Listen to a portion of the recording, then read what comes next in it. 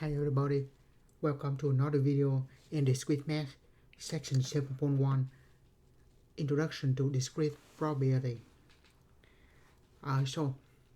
We define probability in terms of these terms here. So an experiment is a procedure that yields one of a given set of possible outcomes. And the sample space of the experiment is the set of all possible outcomes.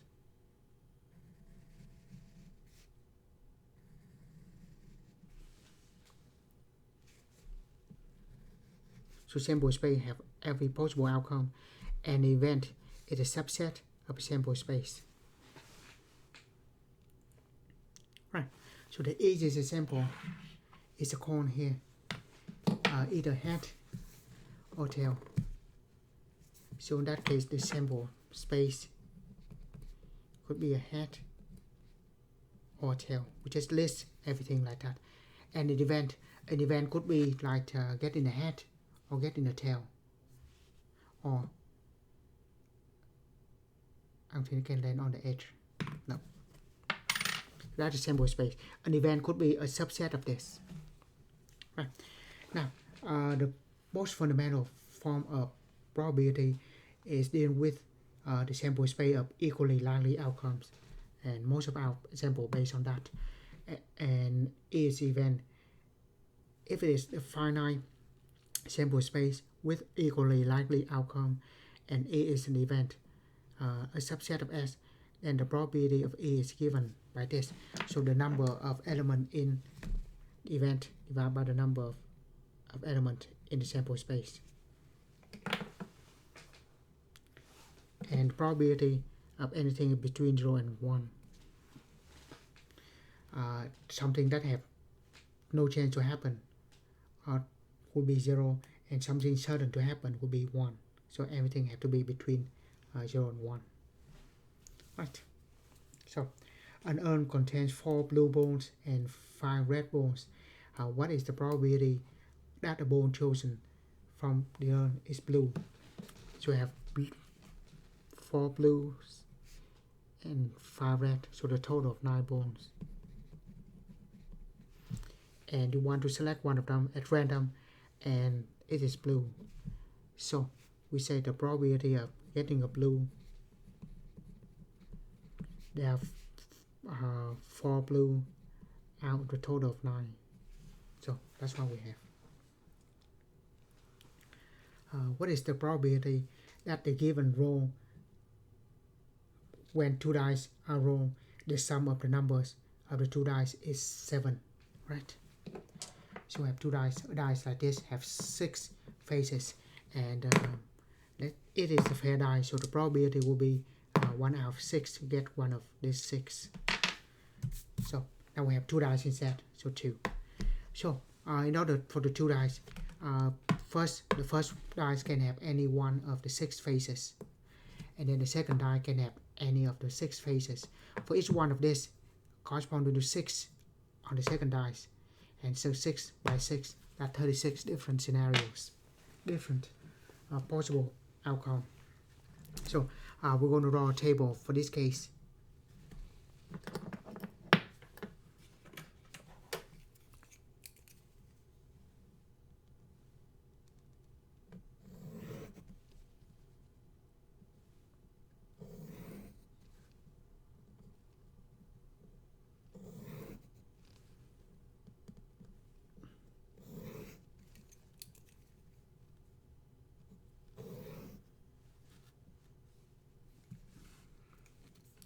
I should have a table here before I bring note.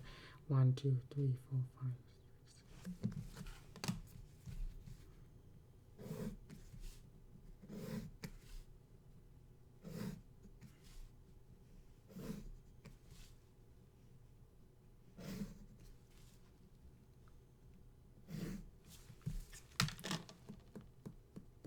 Right, that's about good enough.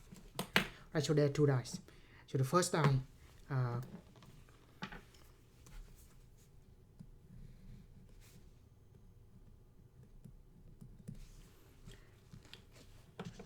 could be, I'm just going to use number instead of the dot, so that's 1, 2, 3, 4, 5. That's the first die. So now corresponding to that,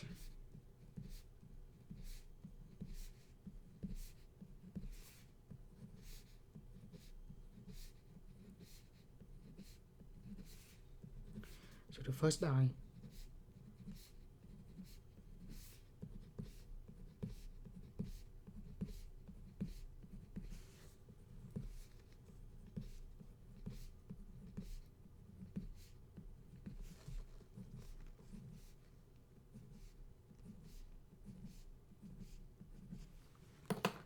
and now the second die.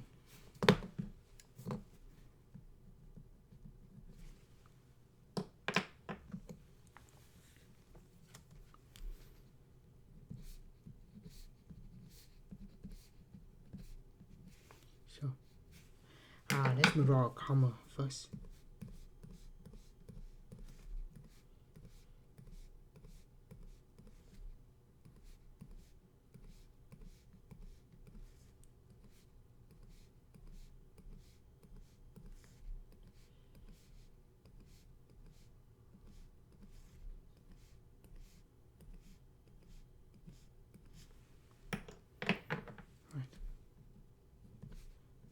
The second die.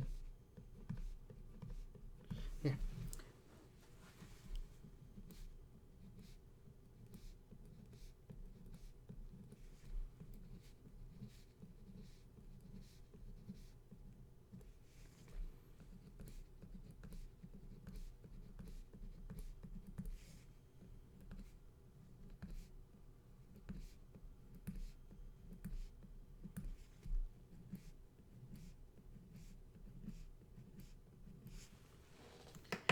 So like that, corresponding to the first die of 1, we can have any 6 of the second die.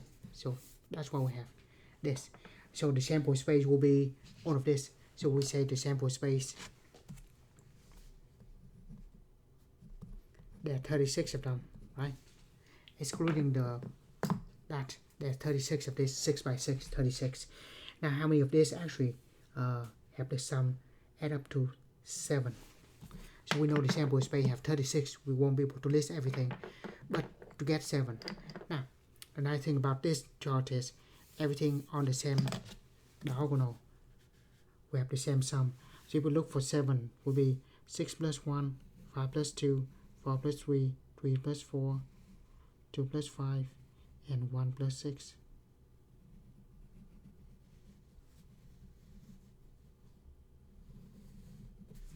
So 1, 2, 3, 4, 5, 6 cases for that event. So if we want to, we can list the event E of sum of 7.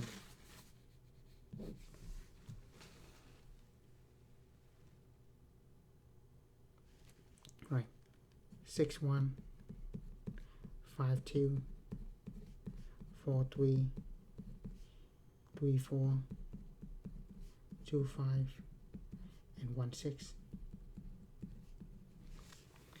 And E has 6 in it.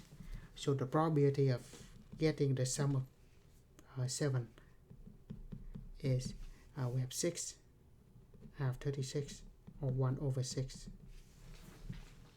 Right? So in this case, the most fundamental concept in probability is just count. We count how many we have in the sample space, divide by how many we have in the, how many we have in the event, divide how many we have in the sample space. That gives us the probability.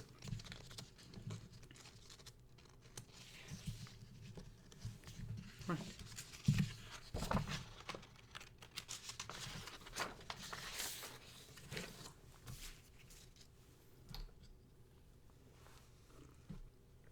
Right.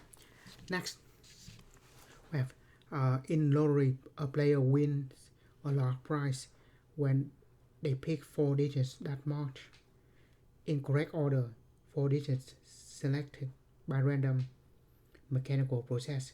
What is the probability that a player win the prize? Right. So pick 4 digits win a large prize when they pick 4 digits that match the correct order. 4 digits select at random. Okay, so 4 digits go from 0 to 9, and so how many we have in total? The sample space in that case will be 4 digits each in the right order, so then 10 each. So have to match order, so 10 by 10 by 10, so that 10 to the 4th, or 10,000. And then to have just one of those correct order, so probability of winning in this case is 1 out of 10 to the 4th, or 1 out of 10,000, because then 10,000 different numbers, the sample space have 10,000, and one of those is the winner. So that's that. Right, next, a smaller prize is won if only 3 digits are matched. Now this is a bit confusing. So what is considered to be 3-digit matching? In that case, we might have one of the spot have 10. Let's say the first one missed completely, but the next 3 there's one correct match for 3 of them, right? So we could have this, and then of course we might have the first one match, and then the second one miss, and then the other 2 match. So we have like 4 of this.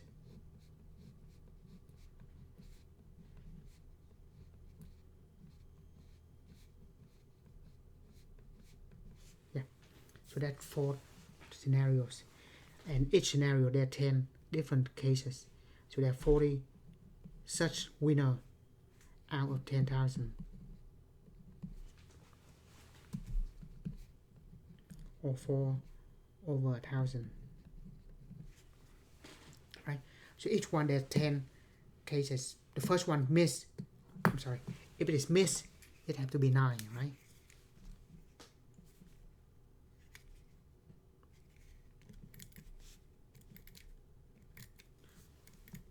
Remember, we miss one jump, then 9 other option.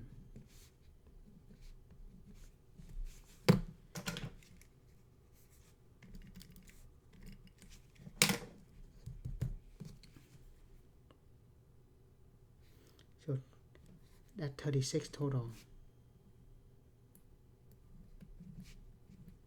Right, so 36 over 10,000.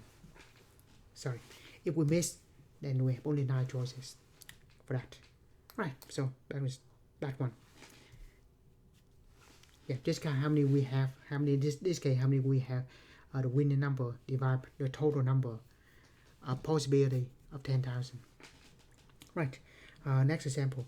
What is the probability that the number 11, 4, 17, 39, and 23 are drawn in that order from the bin with 50 balls labeled from 1 to 50? So there are 50 of them, and we have to have this order 1, 2, 3, 4, 5 of them in the right order. So that is a permutation.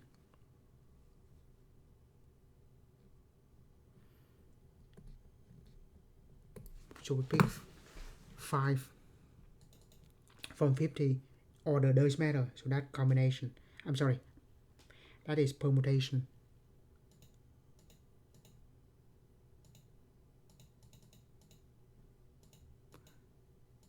And that gives us, well, that much. And we only have one exact order of winning,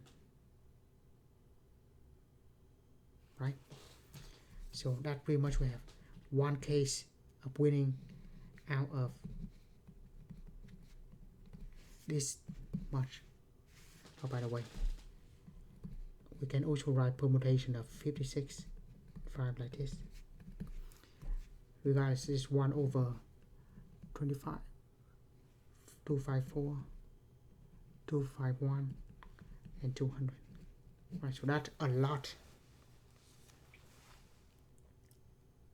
Right. So there's only one winning. The event only have one, and we have permutation of 5 out of 56 different 50 I wrote 50 and 50 on the calculator. Right, so that's how much we have. Of course, the chance to win is extremely low. Right, now that is, we have 50 ball, which is not repeating, but if the ball is returned to the bin, so let's say we pick number 1 and we put it back, we can pick the 1 again. So it can be repeated. It's not going to be this, but the first one could be anywhere up to 50.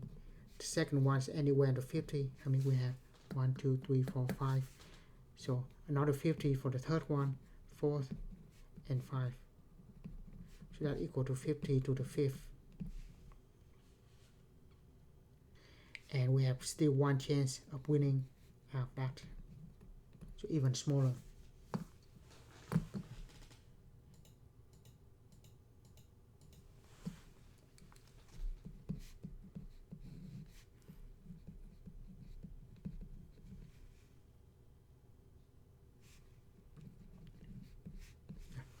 So even smaller. Right. Like I said, the most fundamental form of probability is counting how many we have in the event divided by how many we have in the sample space. Right. Next, probability of the complement of events. Let E be an event in the sample space, then the probability of the event complement to that is given by subtracted from 1, the probability of getting E. Right. Here in the sample, a sequence of 10 bits is chosen at random, so 0, 1, 0, 1, 0, 1, 10 of them. What is the probability that at least one of these bits is 0? Right, so there are 10 bits and each of them could be 0 or 1, so then 2 to the 10, that is in the sample space. We have 2 to the 10 different numbers, right? So each bit is a 0, 1, 0, 1. Now what is the probability that at least one of them is 0? At least one of them is 0. So could be 1, 0, 2, 0, 3, 0, 4, 0, 5, all the way to 10, 0. That's too much to count. But what is not? So let's say we have define E as the case at least 1, 0, right? So we say at least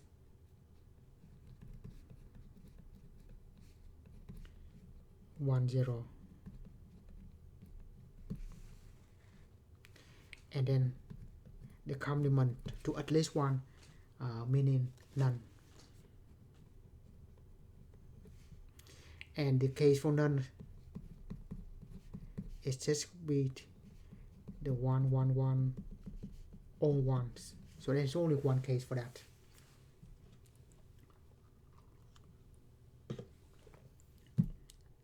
So we say the probability of getting the event E is equal 1 minus probability of getting the complement to that. And the complement to that is there's 1 out of 1024. Right? So that could be 1023 over 1024. Right? So that how we get.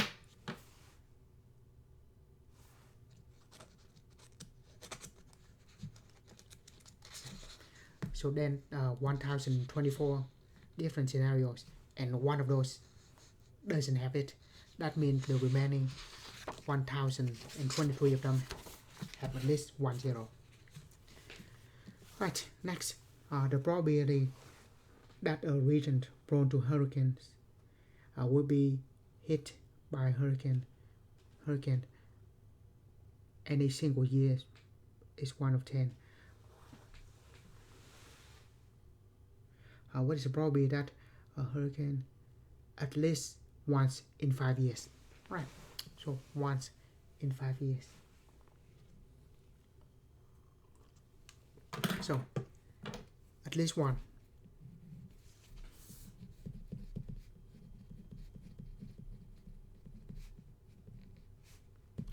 complement to that is none. And now hit by a hurricane is 1 out of 10, and none meaning that 5 consecutive years there's no hurricane. So hit by a hurricane is 1 out of 10, not hitting meaning 9 out of 10.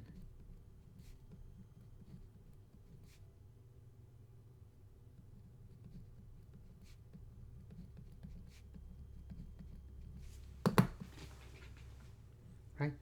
Got hit, it's 1 out of 10. Not hitting, 9 out of 10. And there are 5 years that none of them hitting. So multiply all of that. And finally, probability of getting event E is equal to 1 minus probability of getting the complement. So 1 minus 9 over 10 to the 5th.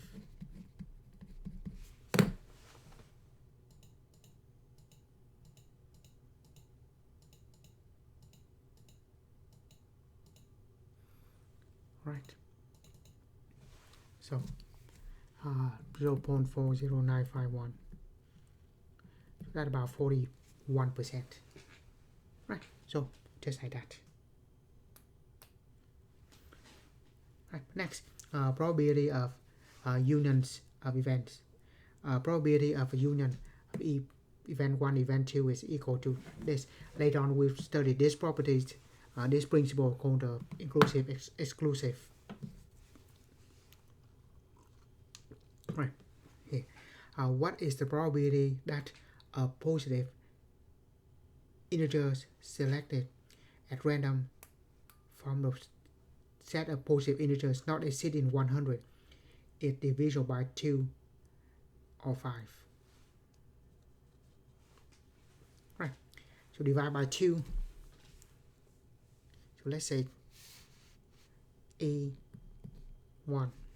or just E divisible by 2.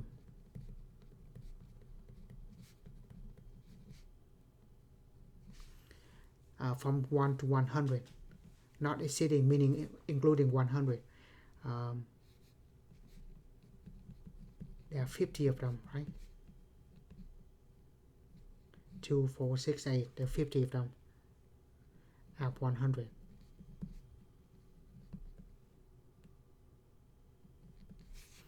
F divisible by 5. There will be 20 of them.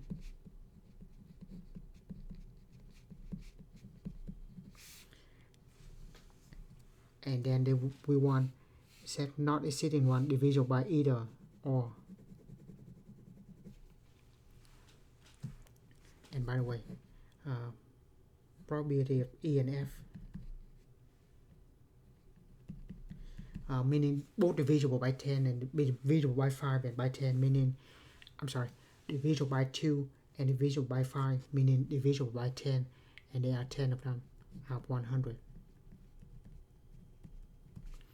So P of E or F equal to P of E plus P of F minus P of E intersect with F. So 0.5 plus 0.2 minus 0.1 is 0.6. Right. So that's what we have.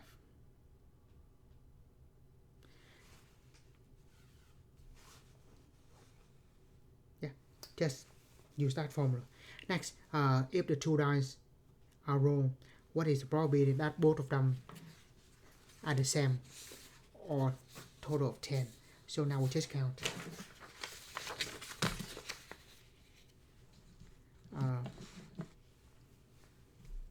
Sum of 10, sum of total of 10. So 6 and 4, 5 and 5, and 4 and 6. There are 3 here.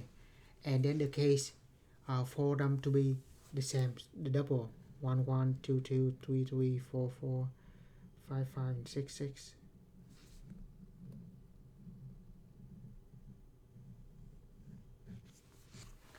So in that case, that's what we have. Now, of course, we can use the formulas here for the inclusive, exclusive, but we just count how many we actually have. 1, 2, 3, 4, 5, 6, 7, and 8. This one we don't count twice, right? 1, 2, 3, 4, 5, 6, 7, and 8. So there are 8. So we have a double or 10. There's 8 of them, and probability of getting that is 8 out of 36 total. Will be 2 over 9. Alright, next is the multi-hole problem. The multi-hole problem is multi-hole is a game show host, and this is the famous game show. And actually, the math is too simple. I don't think that can run forever, like Deal or No Deal. Right. So you ask to select one free doors, and one lock prize is behind one of the door. And if you select the right one, you win. And so one of them is the winner out of the 3. The other 2 is not winner. Now the twist is, after you make the selection, the host will show you one door that say it is not it, and he will ask you if you want to change.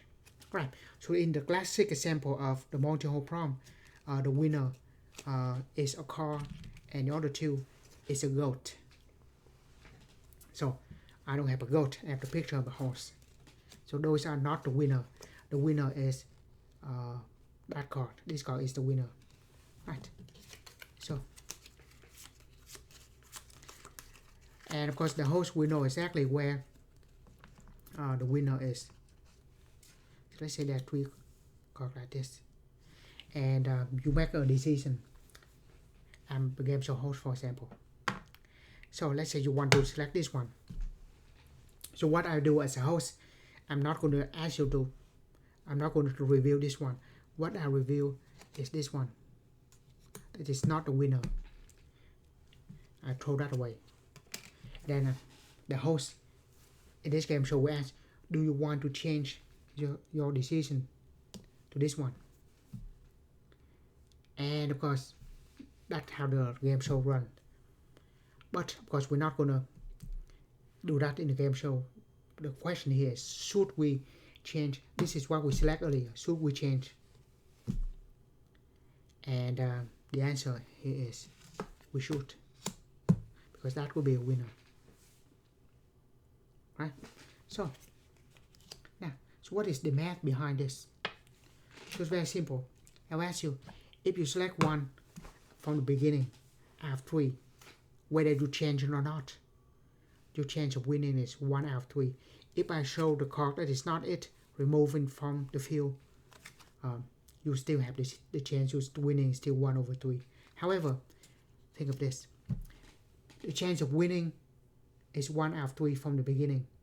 But if you change that, suddenly it will be the complement to that. So by changing, your change will go from 1/3 to the complement. 1 minus 1/3 is 2/3. So by switching the change, your choice, you double your chance of winning. So that is the classic multi-hole problem. Originally, it's 1/3 of winning. When you change the complement to that, 2/3. And the answer, should we switch? Yes. Because probability of win if change is 2 out of 3. Originally, you have 1 out of 3 chance to win, but after that, if you switch, it will be 2 out of 3. Right? So like I said, the math is very simple. So that's why this is not a very well rerun show. Deal or No Deal is a lot more complicated than this. Right. Now I'm looking at another example, interesting example. This is the game that we have 4 cards. 4 cards like this. These 2 cards are red, these 2 cards are black. Now, we will select 2 cards out of this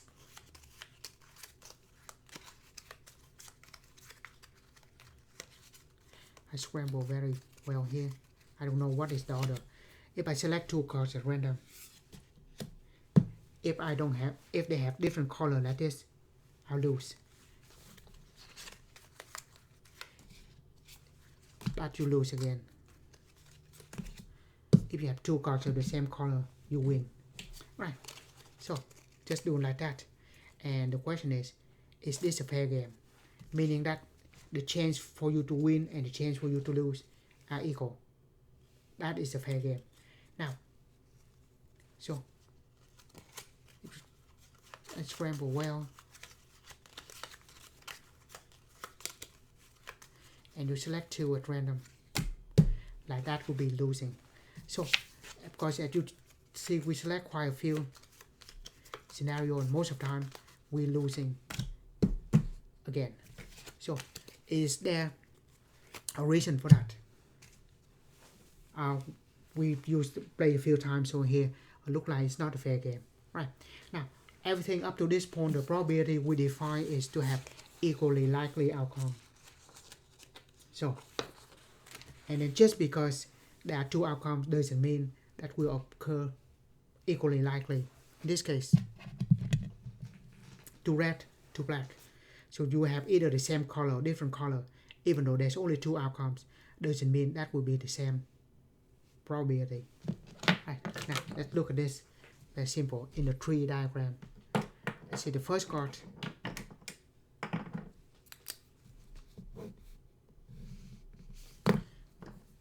It could be a black card, or it could be a red. On the second one,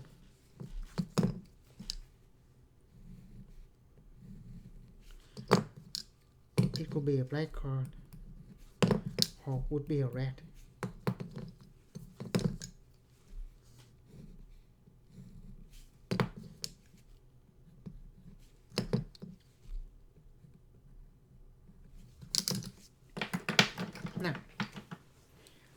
Now let's assign probability to each branch.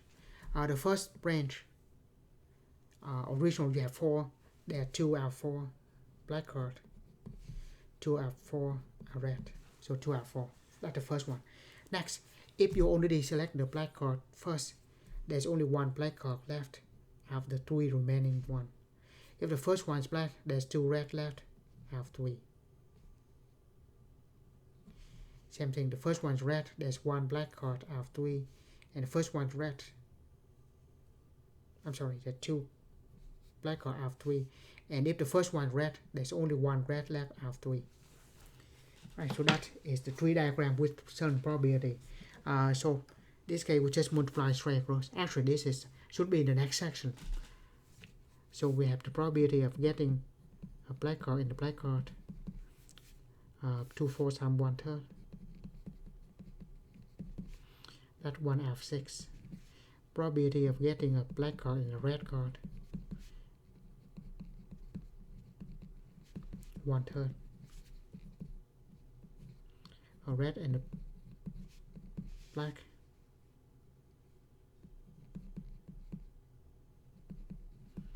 A red and a red.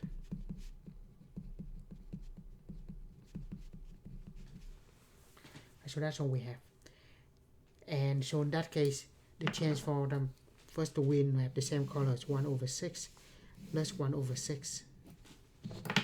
So winning is equal to probability of getting 2 black cards, or probability of getting 2 red cards, which is 1/6 plus 1/6 is 1/3. So the chance for us to win is 1 out of 3. The chance for us to lose is 2 out of 3. So this is not a fair game. Right. So with that, we finish section 7.1 in Discrete Math. As always, thank you for watching. See you in another video in Discrete Math.